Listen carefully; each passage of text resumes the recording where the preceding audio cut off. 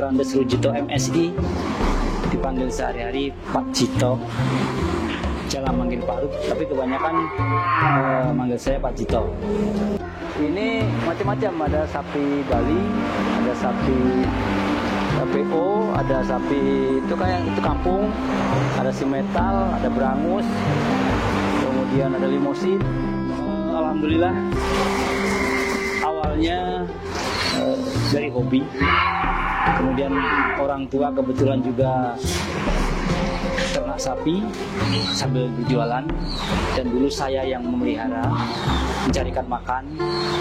Tadinya saya berpikir orang tua saya nggak adil, saya disuruh cari rumput ya. Tapi setelah saya mencoba ini, itu ternyata ilmu. Ada dua saya.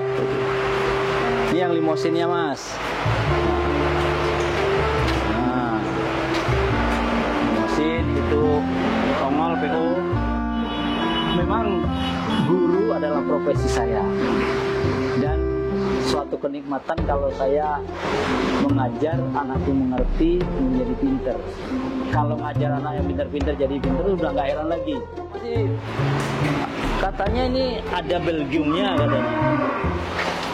Nah, bagusnya di sisi lain, karena saya hobi ternak, kemudian didukung dengan lingkungan tempat saya tinggal itu banyak rumput, maka saya berpikir apa salahnya sambilan saya selain ngajar itu ternak.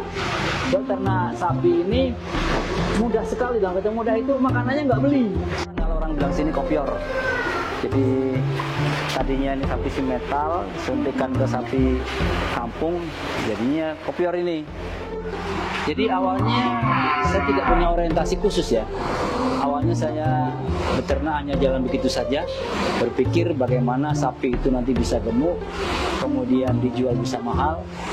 Tapi yang jelas saya tidak pernah berpikir untuk memelihara sapi dikembangbiakkan, sebab perhitungannya terlalu lama. Siang hari ini saya kasih ampas tahu, terus solid sawit. Solid itu tahu nggak? Solid, kayak solid sawit itu bukan.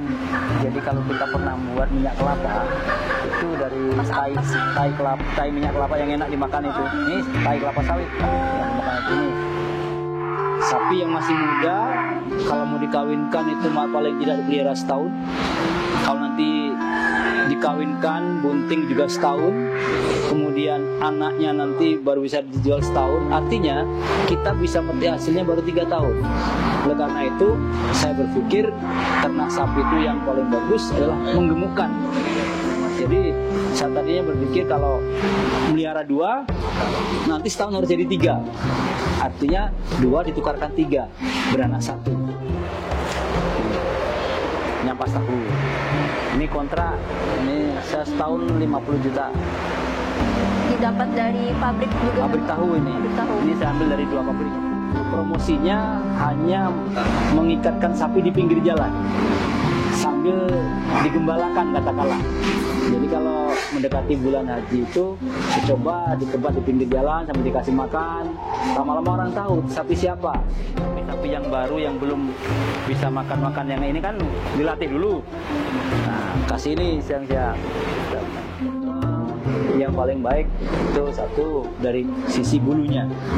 Kalau bulunya bersih berminyak bagus. Kemudian biasanya dilihat dari kukunya nggak rusak.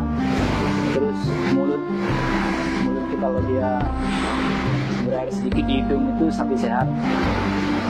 Dan yang terakhir itu umur biasanya ditandai dengan gigi lepas. Biasanya gitu. Iya, itulah tantangan. Makanya sebenarnya kan sekarang prinsipnya orang-orang lama itu kalau bisa anaknya disekolahkan jadi pegawai. Padahal sisi lain peternakannya sangat menjanjikan. Coba kalau anak-anak muda sekarang ini tertarik ke ternak. Nah, supaya mereka tertarik ke bidang peternakan, paling tidak tuh satu harus hobi dulu. Hobi ternak.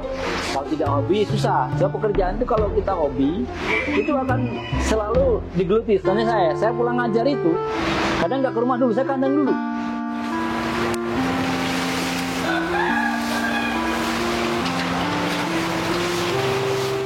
Kadang anakku malu. Saya pernah suatu ketika pulang dari ngajar, saya masih mampir ke pasar Indi, saya lihat banyak itu kulit nanas. Saya bingung, saya malu saya pakai kerja gini, tapi untuk apa saya malu? Nggak ada orang kenal juga di pasar ini. Jadi saya beli karung, saya beli topi, saya pakai topi yang lebar itu, saya masuk itu kulit nanas itu ke dalam karung, saya bawa pulang. Jadi kepada anak-anak muda sekarang, buanglah gengsi jauh-jauh. Terus belajarlah kenyataan bahwa bisnis sapi itu, peternak sapi itu sangat menjanjikan.